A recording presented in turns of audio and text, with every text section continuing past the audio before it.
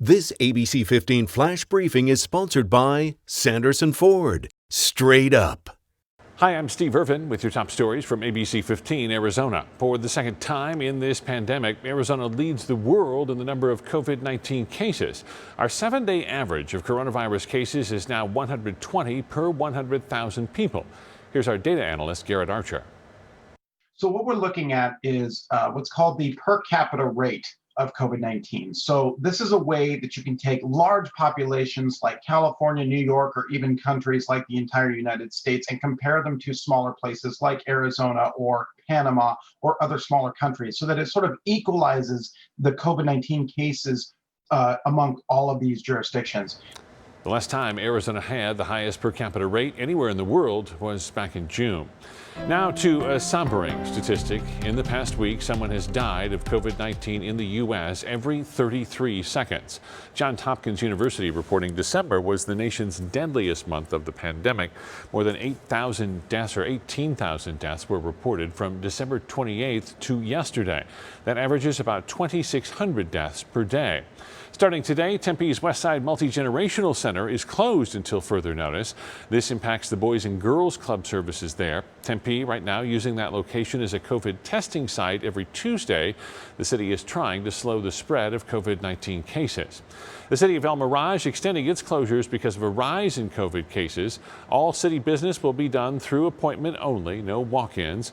Green spaces and walking paths will stay open, but public parks, restrooms, field rentals and facilities, dog parks, park ramadas, and basketball courts will all remain closed until further notice. It's the final step before inauguration and the transition of power from Donald Trump to Joe Biden as America's next president, signing off on the Electoral College votes.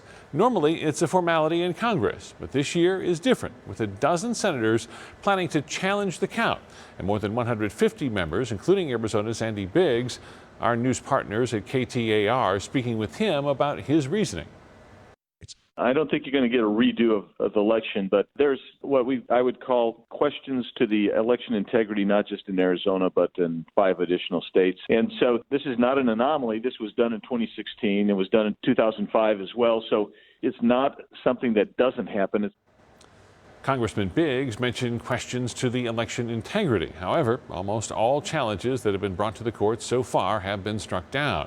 Biggs is correct. Some members of Congress objected to the 2016 Electoral College votes.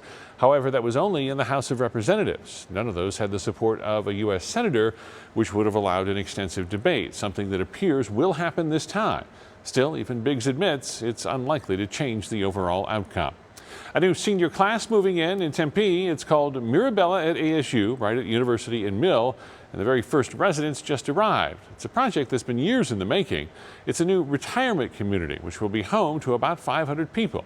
There's a pool, gym, medical center, theater, even a salon and art museum. It's a phased-in approach, and with the pandemic still top of mind, it is now open. The town of Queen Creek moving forward with forming its own police department. The inaugural police chief speaking with our KTAR news partners. Next week, the department will start the hiring process. The openings include 9 sergeants and 44 sworn officers. Training will begin in July. We're looking for individuals that are interested in that service to the community, where they have the opportunity every single day to make a difference. The goal is to have the department up and running by January of next year. Until then, the Maricopa County Sheriff's Office will continue to enforce the law. Tracking your forecast, I'm Chief Meteorologist Amber Sellens, and it's going to be a beautiful day here in the Valley tomorrow, but temperatures running a little bit above normal for this time of year. In fact, around 5 degrees above normal and giving us our first 70s of 2021. So there's your Valley planner. 40s in the morning, 63 by noon, and a high of 71 around 3 p.m. Air quality back down into the moderate range after some air quality issues for the first few days of the year. Will stay moderate for the rest of the week for particle pollution here in the Valley. There's a look at the rest of the state. Lots of 70s across central and southern Arizona. Highs in the low 60s for Sedona and Payson, and low 50s for Flagstaff, Heber, Show Low, and Window Rock. There's the next 7 days right here in the Valley. We're going to keep those 70s going through the end of the week.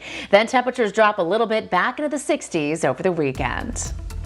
For the latest headlines, weather, and traffic, head to ABC15.com or download the free ABC15 mobile app. This ABC 15 Flash Briefing is sponsored by Sanderson Ford. Straight up.